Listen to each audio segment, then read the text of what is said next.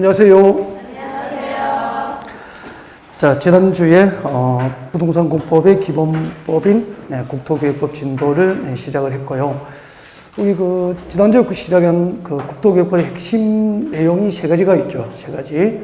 국토계획법은 첫 번째, 국토를 개발하기 위한 국토계획에 관한 법이다라고 해서 광역도시계획이라든지 도시군 기본계획 그리고 도시군 관리계획 등에 대해서 지난주에 학습이 이루어졌고요.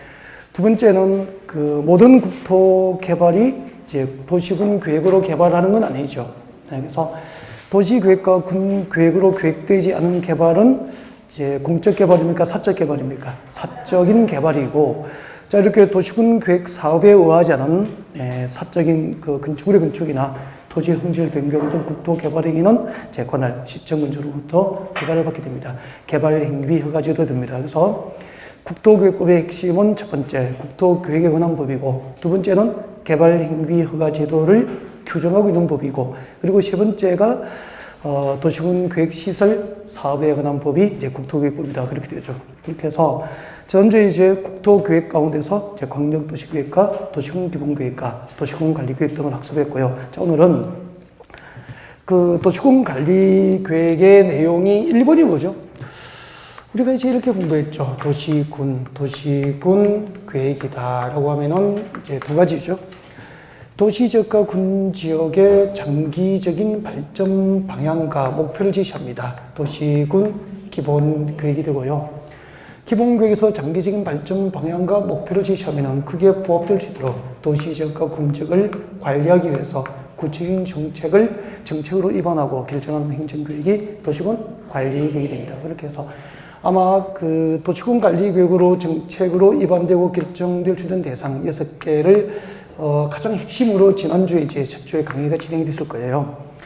그때 도시군 관리계획으로 정책을 입안해서 결정할 수 있는 대상이 6개가 있는데, 자, 1번이 이것이었죠. 도시군 관리계획이란 도시지역과 군지역의 토지 위에다가 용도지역과 용도지구, 그리고 용도구역이죠. 용도구역. 세 가지죠.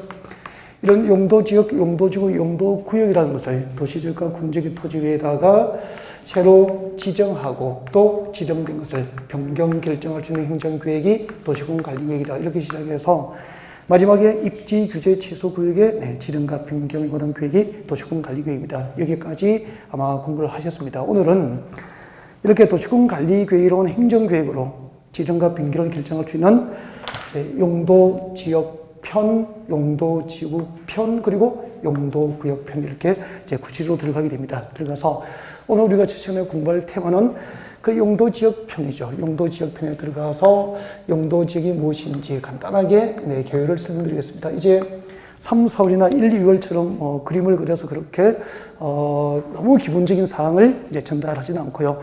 간단하게 용도지역이 무엇인지 개념을 정의해보고, 그 다음에 이 도시군 관리계획으로 지정되는 용도지역의 종류가 모두 몇 개죠? 21개. 도시적 16개, 도시적 밖에 5개, 이렇게 21개의 용도지역의 종류하고 그 21개의 용도지역별 지정 목적들, 각각의 용도지역들이 어떤 목적으로 지정되는지, 용도지역의 지정 목적이라든지, 그 다음에 어떤 용도지역이 지정되면은 그 용도지역 안에 토지는 내 땅이지만 마음대로 개발 행위를 못하죠. 그래서 용도지역의 지정 목적에 맞지 않는 건축행위는 법으로 제한을 받습니다. 이를 용도지역에서 무엇이라고 하죠? 행위제한. 용도지역에서의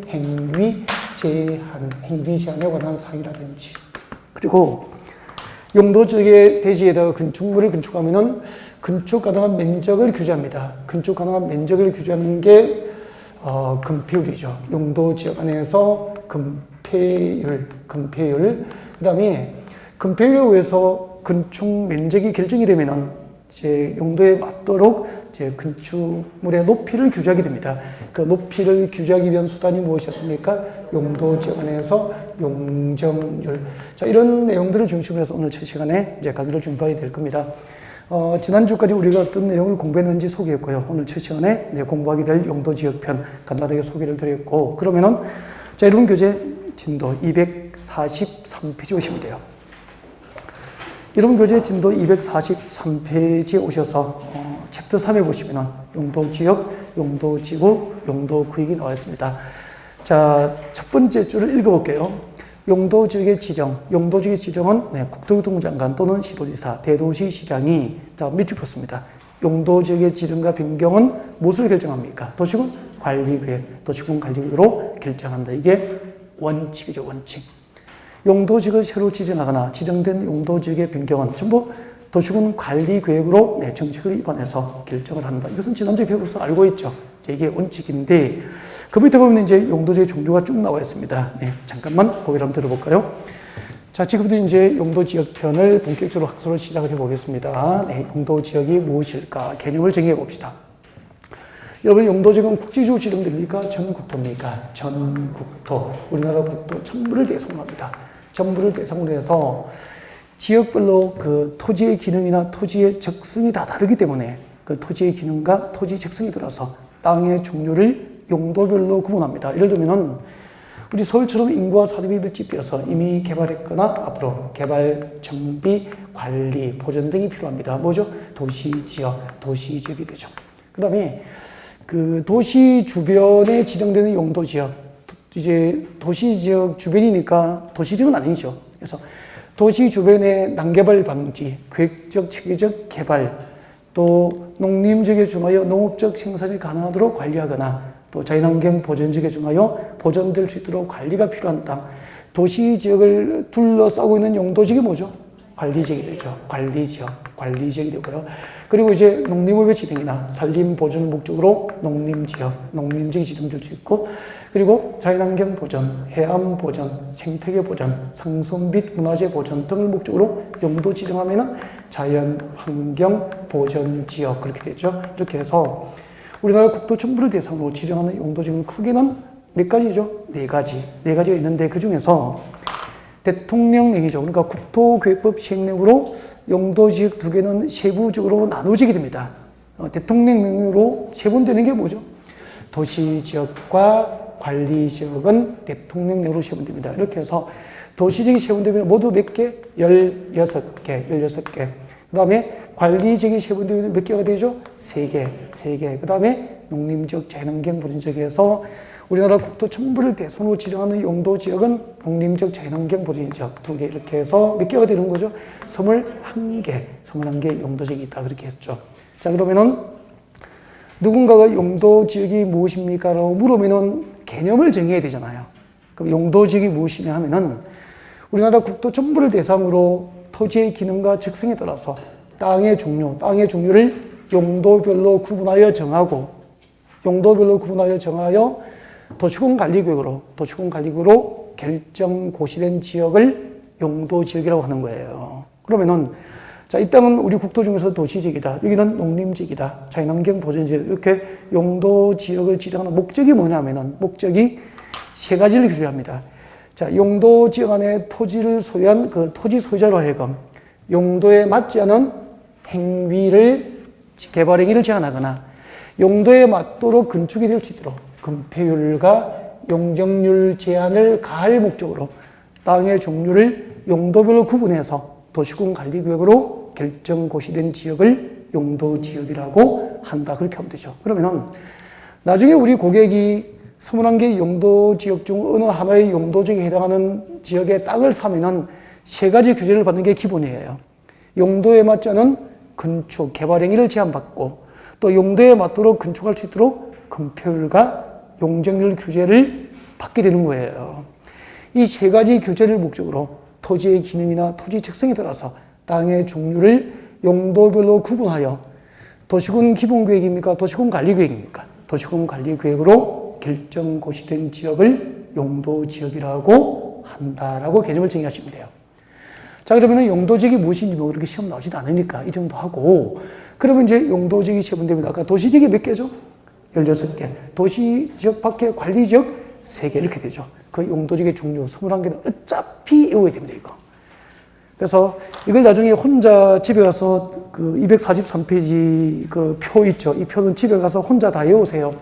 저는 넘어가겠습니다. 이렇게 하면은 안 되잖아요. 그래서 그래서 11개의 용도지역의 종류를 지금 외워, 지금 같이 옵니다. 같이 오면은 금방 외워집니다. 그래서 같이 한번 도전하겠습니다.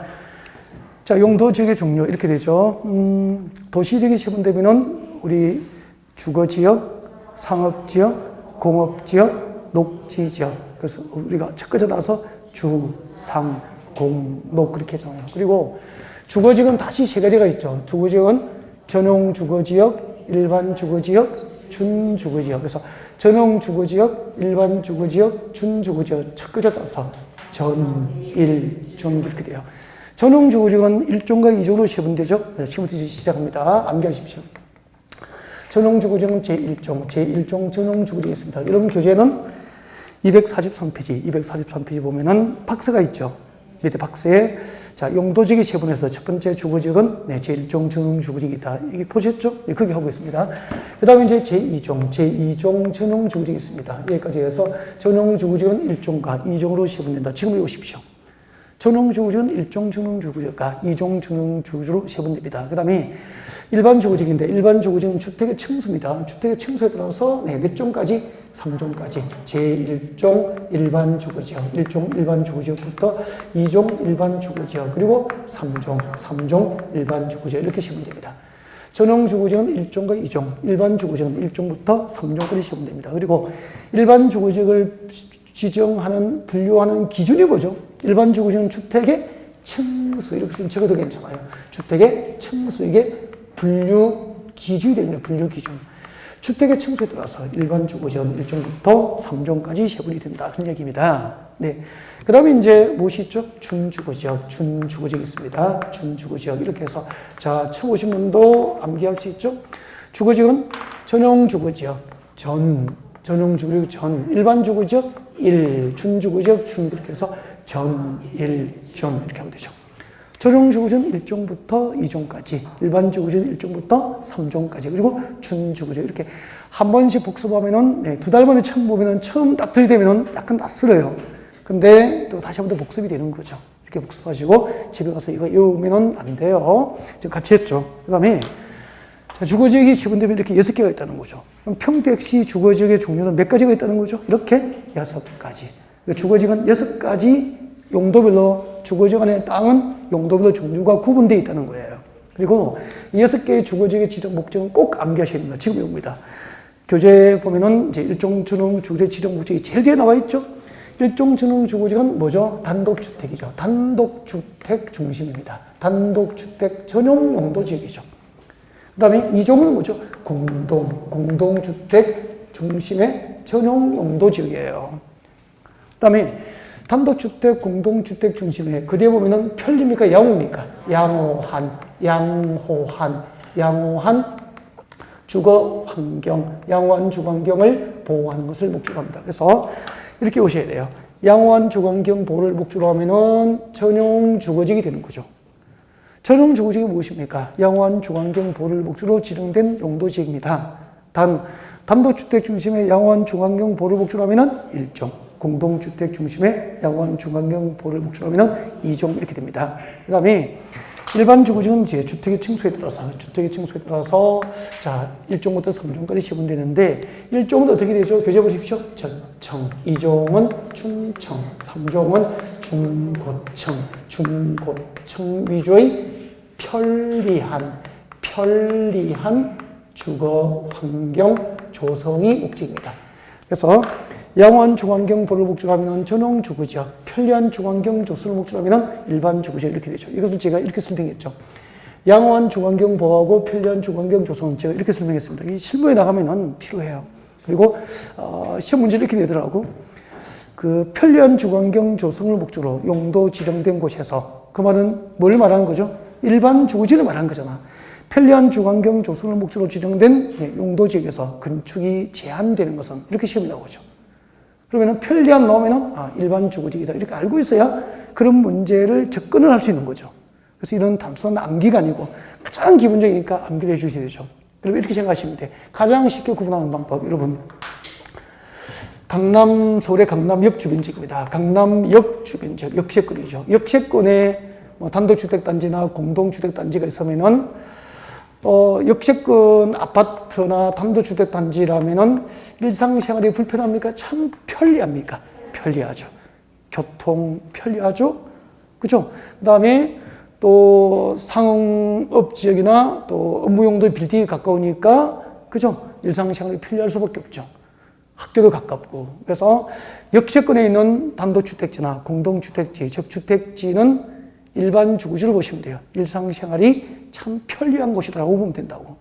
근데 강남역 주변 지역은 일상생활이 편리하지만 설악산에 비교하면은 주변의 환경이 양호하지는 않잖아요. 소음 많고 위험하고 복잡하고, 그죠?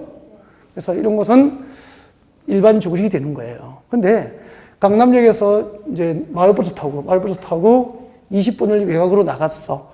그리고 이제 뒤에는 산이 있고 산 동네로 올라가서 마을버스 내려서 다시 3분 걸어서 도착하는 아파트라면은 일상생활이 좀 불편하죠. 지하철 내려서 마을버스 타고 30분 정도 올라가는 동네니까. 그러니까 일상생활이 좀 불편하지만 조용하고 공기 좋고, 그죠? 이런 데 집 보러 가면은 편리하다고 합니까? 살기 좋다고 합니까? 살기 좋죠. 주거환경이 좋다 이 말이에요. 그래서 이런 것은 전용 주거죠. 주거환경이 양호하다 그렇게 보시면 되는 거죠. 그래서 역세권 아파트는 일반 주거죠. 숲세권 아파트는 전용 주거죠. 그렇게 보시면 되는 거예요. 쉽게 구분됐죠. 네.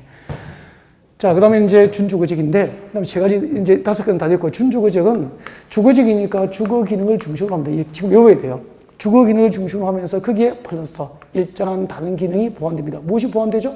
상업과 업무 기능이 보완이 된다. 그렇게 보면 되죠. 여기까지가 주거지역 6개를 다 설명드린 겁니다. 그럼 이렇게 지금 기본 이론도 아닌데 하나하나 설명드린 것은 출제 가능하고 꼭 수험을 위해서 준비해야 된다는 거죠. 그러니까 이런 건 쉬운 것은 안 나오는 줄 알았는데 이런 게 안 되면은 하나씩 자꾸 실수가 나오게 돼요. 그 다음에 두 번째는 상업지역이죠. 상업지역은 네 가지가 있죠. 네 가지. 우리 어떻게 외웠죠? 중일근이유 그렇게 외웠죠. 충청도 버전은 이거 썼잖아. 중일근이유. 그죠? 자, 이렇게 해서 같이 해볼까요? 중심상업지역, 일반상업지역, 근린상업지역, 유통상업지역. 이렇게 해서 4개의 상업지역이고 진짜 외우셔야 돼요. 중심상업지역은 지정목적이 도심과 부도심, 동그라미 하십시오. 도심과 부도심, 이 단어를 꼭 외워야 됩니다. 도심과 부도심의 상업과 업무기능 확충을 목적으로 지정된 곳입니다. 그래서 중심상업지역 나오면 머릿속에 도심과 부도심에 있는 상업과 업무기능 담당을 목적으로 지정된 땅이니까 여러분 강남역 주변 지역이나 서울역 주변은 도심과 부도심이잖아요. 중심상업지역이에요.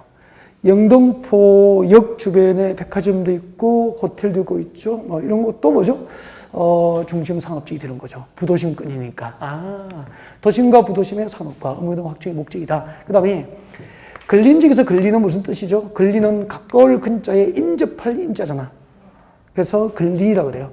근리는 주택가 인근지를 말합니다. 주택가 가까운 곳이죠. 그래서 자, 주택가 인근 지역에서 일상생활용품, 일용품과 서비스 제공을 목적으로 합니다. 그래서 근린상업지역은 도매시장입니까? 주택가 인근의 소매시장입니까? 주택가 인근의 소매시장에 위치한 곳은 근린상업지역으로 보시면 됩니다. 여러분 동네에 가면은 동네 상권이 형성되어 있고 또 얼마든지 저녁 준비를 위해서 잠깐 다녀올 수 있는 소매시장이 많이 있습니다. 이런 것은 근린상업지역으로 보시면 돼요. 그 다음에 유통상업지역, 유통이라는 것은 도매를 말합니다. 도매. 소매입니까? 유통은 도매입니까? 도매.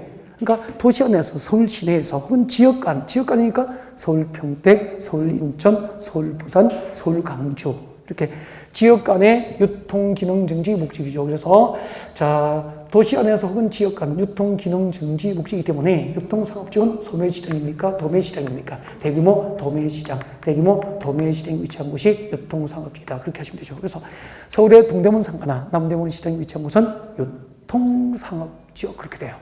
네.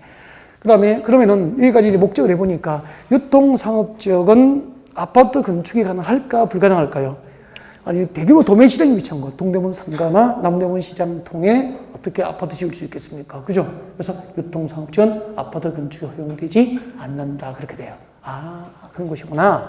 그러면 이제 특징이 있잖아. 중심상업지역은 도심과 부도심, 근린상업지역은 소매시장, 주택과 인근의 소매시장, 그리고 유통상업지역은 대규모 도매시장이 위치한 곳인데 일반 상업지역은 특징이 없어, 특징이. 도심과 부도심도 아니고 소매시장이 위치한 것도 아니고 도매시장이 위치하지 않는데 상가가 보이면은 전부 무엇이 되는 겁니까? 일반 상업지역에서 특징이 없어가지고 얼마나 특징이 없든지 일반적인 상업이라고 그러죠. 일반적인 상업, 일반적인 상업과 업무 기능 담당을 목적으로 지정된 곳이다. 그래서 이런 곳이 일반 상업지역입니다. 잠깐만요. 이 강남역이잖아, 강남역이죠. 그 다음에 이제 강남역이고, 여기는 이제 서초입니다. 서초역이죠. 서초역이라면은, 서초역에서 강남역까지 그 대로변 주변에는 주택입니까? 전부 상가입니까? 전부 상가에 형성되어 있죠. 상가 형성되어 있는데, 대규모 도매시장이 위치합니까? 없죠. 소매시장이 있습니까? 없죠. 그죠? 여기가 도심과 부도심도 아니잖아요. 그리고 모이고 흩어지는 곳입니까? 지나가는 곳입니까? 지나가는 이런 곳이 일반 상업지역으로 보시면 돼요. 그래서 일반 상업지역은 대체로 이제 상대적입니다. 상대적으로 유통상업지역이나 근린상업지역 그리고 중심상업지역보다 일반적으로 상권이 좋은 곳입니까? 좋지 않습니까? 좋지 않은 곳, 지나가는 곳이에요. 그 여중 사거리고 평택 경찰서 쪽까지 여기까지 도로 주변에 전부 상가죠. 상가인데 소매시장, 도매시장이 있습니까? 없죠. 도심과 부도심입니까? 아니죠. 그러면은 무슨 정도지입니까? 일반 상업지역 확률이 높다. 그렇게 보시면 된다고 이해가 되죠. 그래서 이걸 그냥 외우는 것보다 이야기를, 설명을 들으니까 현장이 상상이 되잖아. 구분되고 오랫동안 기억에 남죠. 진짜 아는 거죠. 그 다음에 공업지역입니다. 공업지역은 시계가 있죠. 어떻게 외웠죠, 저희들? 전, 일, 준 이렇게 외웠다고요. 전용공업지역, 일반공업지역, 준공업지역 이렇게 됩니다. 그렇게 해서 전, 일, 준 그렇게 외웠었고요. 전용공업지역은 뭐죠? 공해동론, 공해성공업, 동그라미입니다. 공해성공업을 수용하는 게 목적이에요. 그러면은 그 공해를 배출하는 공장만 한 곳에 모으려고 만든 게 뭐죠? 전용공업지역이에요. 우리 그 수도권 제2대 공업도시가 경기도 안산시죠. 경기도 안산시인데, 안산은 그 구룡단에 있던 공해성 공장들을 전부 이제 내보낸 곳이 다시 이제 시야공단, 바늘공단이 된 거예요. 그래서 공해 전용 용도지로 보시면 돼요. 그럼 공해를 배출하는 공장만 모아뒀다. 뭐죠? 전용공업지역. 그러면 전용공업지역은 생각해 보십시오. 공해를 배출하는 공장만 모아둔 곳인데 거기에 공동주택이라든지 단독주택 건축을 법상 허용합니까? 제한합니까? 제한. 그죠? 중화학, 석유화학 그리고 공해를 배출하는 공장만 모아뒀는데 어떻게 주택을 칠 수 있냐고. 그래서 상식으로 개념만 알아도 여기는 아파트 건축이나 단독주택 건축이 허용되지 않구나. 그래서 유일하게 단독주택 건축이 허용되지 않은 곳이 두 개 있어, 두 개. 유통상업지역, 도매시장, 유통상업지역하고 그 다음에 전용 공업지역 이런 곳은 단독주택 건축이 허용되지 않는다고. 그러니까 안 외워도 개념을 알면 유추가 될 수 있잖아요. 그 다음에 이제 일반공업지역. 일반공업지역은 공해입니까? 무공해입니까? 무공해. 그래서 환경을 저해하지 않는 공업이에요. 환경을 저해하지 않는 공업이니까, 환경적으로 아주, 환경적으로 문제가 없는 공업, 오염을 발생시키는 공장을 모아둔 곳이에요. 그래서 그 공해를 배출하는 공장만 모았다, 뭐죠? 전용공업지역. 공해를 배출하지 않은 공장만 모아뒀어, 뭐죠? 일반공업지역. 그렇게 되는 거예요. 알겠죠? 그 다음에 중공업지역이죠. 중공업지역은 경공업 요구입니다. 경공업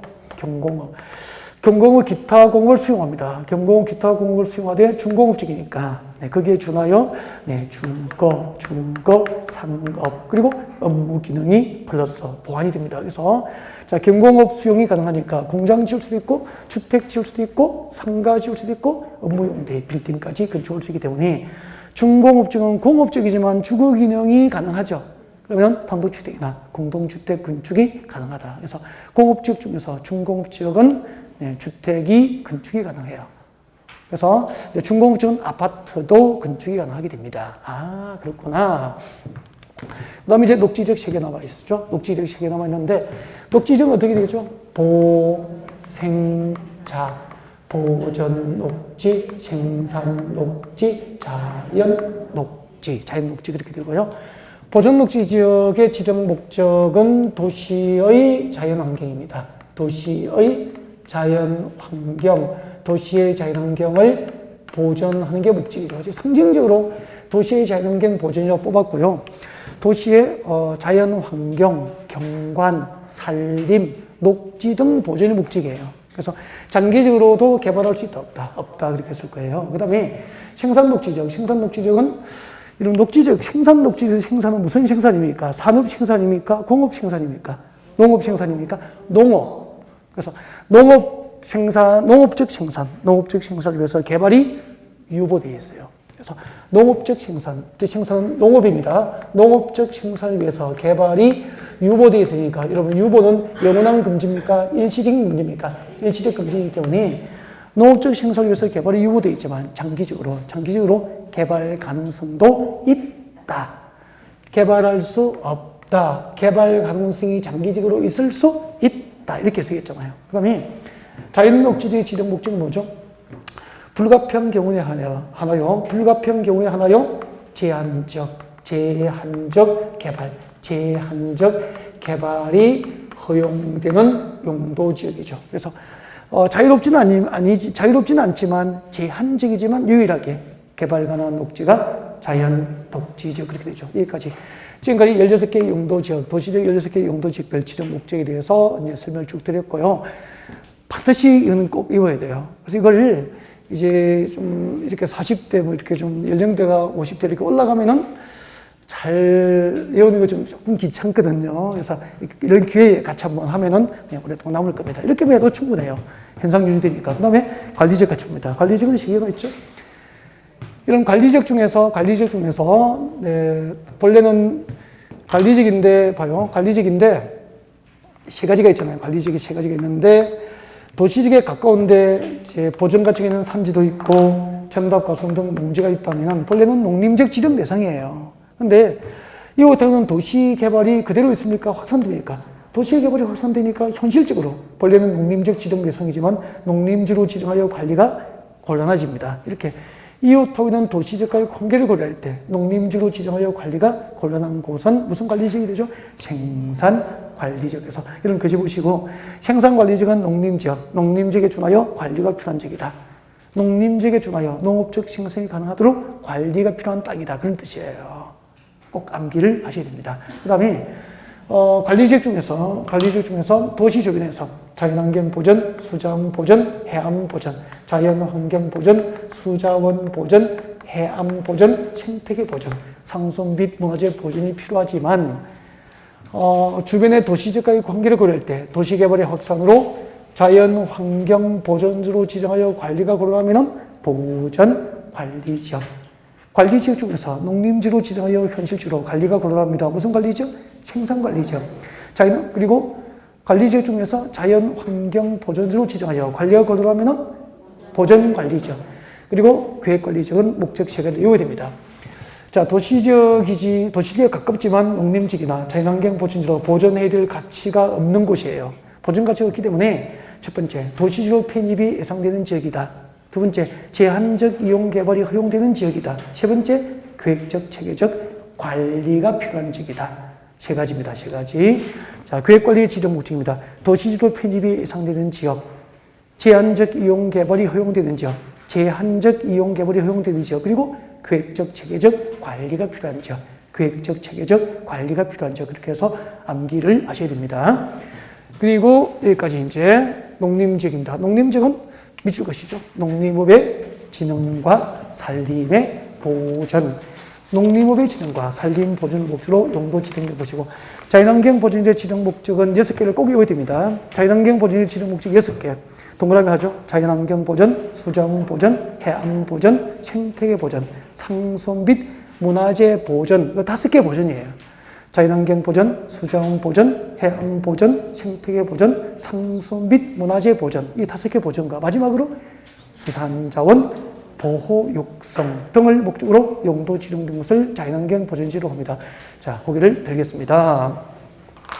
이렇게 해서 도시적 16개, 그리고 도시적 밖에 관리적 3개, 농림지역과 자연환경보전지역까지 21개의 용도지역의 종류와 그 지정 목적들을 지금까지 공부를 했고요. 지금 우리 암기한 순서 이대로 외워야 돼요. 암기한 순서 이대로 암기합니다. 아셨죠? 네. 주거지역은 어떻게 외웠죠? 전, 일, 준. 상업지역은 중일근이유. 공업지역 전, 일, 준. 딱 이 순서 외우십시오. 그리고 녹지지역은 보생자. 그리고 관리지역 3개, 보생계입니다. 보생계. 그렇게 되죠. 보전관리, 생산관리, 계획관리, 그리고 농림지역과 자연환경보전지역 이렇게 외우시고, 이걸 순서대로 외워야 의미가 있습니다. 그러면 지금까지 우리는 용도지역이 무엇인지, 그리고 용도지역의 종류 21개, 그리고 21개 용도지역의 지정 목적들을 각각 암기한 거죠. 정말로 이 정도는 꼭 하셔야 돼요. 이 정도는 꼭 하셔야 되고, 그 다음에 이제 용도지역을 지정하면은 목적이 뭐라 그랬죠? 행위제한입니다. 개발행위 제한이 목적이에요. 개발행위 제한. 용도에 맞지 않는 토지를 개발하는 행위를 법으로 제한하게 되거든요. 그때 가장 대표적인 개발행위가 뭐죠? 건축행위. 그래서 용도지원에서의 행위 제한은 곧 용도지원에서의 건축 제한이라고 합니다. 그래서 여러분 교재 244페이지 봅니다. 244페이지 오세요. 여기 244페이지 오시면은 용도지원에서의 행위 제한 중에서 건축 제한이라고 나와 있습니다. 들표하시죠. 용도지원의 건축 제한 내지는 행위 제한 출제가 자주 되죠. 그래서 동그라미 1번 앞에 적으십시오. 동그라미 1번 앞에다가 원칙. 지정된 용도지역에서 건축물이다. 그 밖의 시설의 용도, 종류 및 규모 등의 제한에 관한 사항. 제한 동그라미. 이때 제한이 무슨 제한입니까? 건축 제한. 용도지역에서의 건축 제한에 관한 사항은 무엇을 정한다? 대통령령으로 정한다. 대통령령을 꼭 외우십시오. 지정된 용도지역을 건축 제한은 대통령령으로 정한다. 이게 원칙이에요. 그때 대통령령은 곧 국토계획법 시행령, 이 법 시행령. 그래서 용도지원에서 건축 제한은 대통령령으로 정하는 게 원칙인데, 예외적으로 개별법에 의해서 건축 제한을 받기도 하죠. 그게 건너편에 편집이 되어 있어요. 그래서 여러분 교재 건너오십시오. 245페이지 보면은 245페이지에 3번 용도지원에서의 행위 제한을 개별법으로 정하는 경우가 나와 있습니까? 이것은 용도지원에서의 행위 제한에 대한 원칙입니까? 특례입니까? 특례. 용도지역별 행위 제한, 건축 제한은 대통령령으로 정하는 게 원칙인데, 특례로서 용도지역 안의 행위 제한을 개별 법률로 규정하는 경우가 있다. 그런 뜻이죠. 그래서 1번부터 4번까지, 1번부터 4번까지는 1번부터 4번까지 완벽하게 암기를 하셔야 돼요. 용도지역 안에, 어떤 용도지역 안에 농공단지가 지정된 토지 안에서 건축 제한은 무슨 법? 상계법, 산업입지 및 개발에 관한 법률에 의한 개별법에 의해서 건축 제한을 받게 됩니다. 잠깐 보실까요? 여러분 여기 생산관리지역이에요. 생산관리지역입니다. 생산관리지역이에요. 생산관리지역은 이제 이렇게 생겼겠죠. 보존해야 될 가치가 있는 산도 있고, 그리고 전답과수 등 농지도 있고, 이런 땅이 도시지역에 가까우면은 뭐죠? 생산관리지역. 그리고 우리 국토공원에서 전답과수 등 농지가 집단화되어 있고, 보존해야 될 가치가 있는 산지가 있는데, 도시에서 멀리 떨어지면 뭐죠? 농림지역이 되는 거죠. 이 그림을 보고 말할 수 있어야 돼요. 전답과수 등 농지가 집단화된 평야가 보이고, 평야지대가 보이고, 주변에 산이 보이는데, 도시지역에 가까우면 뭐죠? 생산관리지역. 도시에서 멀리 떨어지면 뭐죠? 농림지역이 되죠. 그러면은 우리 평택 주변에 들판이 보이고 주변에 산이 보이면은 주로 용도지역은 무엇이 많습니까? 생산관리지역이 많죠. 그리고 농지가 들판이 보이고 주변에 산이 보이는데 저 지방에 내려가면은 뭐죠? 농림지역이 될 확률이 높고 그렇게 되는 거죠. 그래서 이 그림만 보고도 용도지역을 상상할 수 있어야 된다고. 전답과수 등 농지가 집단되어 있고 보존 가치가 있는 산지가 있는데 도시지역이 우선은 생산관리지역이에요. 농림지역이 4촌쯤 된다고. 근데 이게 한 봐요. 이 관리지역은 용도지역이잖아. 이 용도지역 안에 생산관리지역의 빗금 침투만큼 이게 산업 입지 및 개발에 관한 법률, 이것을 약칭해서 뭐라고 합니까? 상계법. 자, 이 생산관리지역의 상계법상 뭐 지정되냐면은 농공단지가 지정되어 있는 거예요. 농공단지. 관리지역에 농공단지가 들어오면은 이 농공단지 안에 땅 사면은 어떤 건축이 가능하고 어떤 건축이 제한되는 대통령령으로 정하지 않고 개별 법률로 따로 정하는 거예요. 이렇게 용도 지정에서 농공단지 안에서 건축 제한을 개별법으로 정하고 있는데 그 개별법이 무슨 법이죠? 산업, 입지 및 개발에 관한 법률, 상계법 그렇게 되는 거죠. 그래서 우리 외워야 돼요. 용도 지정에서 농공단지인 경우 건축 제한은 상계법이라고 하는 개별법에 의한다고 암기를 하셔야 되는 거예요. 농공단지는 상계법 그렇게 온다고. 왜 농공단지는 상계법이라고 외워야 되는지 아시겠죠? 네. 그 다음에 이제, 그럼 또 이렇게 나온다고. 생산관리지역에서 농공단지인 경우에는 농공단지니까 농지법 규정에 의해서 건축 제한을 받는다. 오 믿겠습니까? X. 농공단지는 농지법이 아니고 상계법 규정에 의한다. 농공단지는 농지법이라고 시험 대기잖아. 그 다음에 그 밑에 보십시오. 농림지역 안에 지정된 농업진흥지역 안에서 건축 제한은 농지법. 농림지역 안에 보전산지는 산지관리법. 농림지역 안에 초지는 초지법. 그렇게 되는 거죠. 그러면은 농업진흥지역 안에서의 건축 제한이 농지법에 의해서 건축 제한이 이루어지는 것은 어디에서만 가능하죠? 농림지역. 농림지역 안에 농업진흥지로 지정된 토지인 경우 건축 제한은 농지법이 되는 거죠. 그러면은 자연환경 보존지역 안에 농업진흥지역은 농지법에 의해서 건축 제한을 받는다. 오 믿겠습니까? X가 되는 거야. 농림지역에서만 이 특례가 허용되는 거죠. 그래서 농림지역을 빠뜨리면 안 돼. 농림지역 중 농업진흥지역은 농지법, 농림지역 중 보전산지는 산지관리법, 농림지역 중 초지는 초지법 그렇게 돼요. 근데 혹시 처음 공부하면 이런 생각이 듭니다. 아니, 저는 지금 농림지역에 땅 사면은 농림지역 안에 보전산지 안에서 건축 제한은 무슨 법이죠? 산지관리법에 의해서 건축 제한을 받습니다. 저는 건축 제한을 설명하는데 이제 성적이 안 나오면 이렇게 생각해요. 보전산지는 처음 보는데, 뭐 이렇게 하죠. 보전산지가 뭘까? 혼자 이걸 막 찍어요. 캐시마크를 찍어서 고민하고 막 그러잖아. 물어볼 수도 없고, 그죠? 이렇게 고민하면은 성적이 나올까, 안 나올까? 안 나오죠. 그러니까 이게 뭔지를 생각하면 안 돼. 단어를 보지 말라는 거죠. 항상 제도를 봐야 돼요. 성적이 안 나오면은 나는 공법을 처음 공부하니까 모르는 단어가 막, 단어 외우라고 하지 않잖아. 보전산지도 뭐죠? 그냥 보전산지예요. 개발 목적의 산입니까? 보전 목적의 산입니까? 보전 목적의 산지로 이해하면 되는 거죠. 그 이상이 아니에요. 이런 단어를 보지 말라는 거죠. 처음 공부하시면 낯설라는 게 이런 용어들이 너무 낯설어요. 처음 들어봤거든. 이런 것을 캐션 먹고 붙여서 고민하지 말라는 거죠. 그 다음에 농림지역 안에 초지인 경우 건축 제한은 초지법에 의해서 초지법이라는 개별법으로 건축 제한을 받는 나는 건축 제한을 강행했는데 자기는 초지가 뭐지, 쟤가 왜 초지가 뭔지 말을 안 하고 지나가지 이렇게 생각. 그러면은 성적이 안 나고 힘들어지는 거죠. 그러니까 스스로 무너지지 말라는 거죠. 단어 공부합니까? 단어는 무시합니까? 무시해라. 그냥 느끼는 초지가 뭔지 대충 느낌이 오죠. 통 안 오지는 않잖아. 그냥 그대로 아시면 돼. 그대로 그게 초지예요. 그러니까 초지라는 것은 풀밭이잖아. 글자 그대로 하면은 그죠? 풀밭이라고. 근데 그냥 풀밭이 아니고, 한자가 맞나? 대충. 풀밭인데, 그냥 풀밭이 아니고, 우리 그 대관령 목장에 가면은 사료작물을 재배하는 목초지가 있죠. 이런 것은 사료작물 재배를 목적으로 하는 초지 조성을 위해서, 초지법으로 그 초지 조성을 보호하고 보장하기 위해서, 초지법상 초지로 지정 고시해 주는 거야. 그러면 초지법상 초지로 지정 고시된 그 대관령 목장 부지는 어떤 건축으로 건축할 수 있고 어떤 건축으로 건축 못하는지는 개별법인 초지법 규정에 따라서 이 법에서 허용하는 용도, 종류 경우의 건축이 가능하다. 그런 뜻이에요. 이해가 됐죠? 네. 농림지역 중 농업진흥지역은 농지법, 농림지역 중 보전산지는 산지관리법, 농림지역 중 초지는 초지법. 그러니까 지금 외우면 돼요. 근데 시험에 나중에 이제 7월달에 문제 풀잖아. 문제 풀면은 지금 우리가 외운 이것들이 그대로 문제로 만들어서 계속 연습을 하게 돼요. 그래서 지금 외우고 잊어버려도 걱정 마십시오. 어쨌든 앉아서 버티면은 나중에 시험장 갈 때쯤 되면은 합격권에 들어가요. 그러니까 어쨌든 앉아서 버텨야 되는 거죠.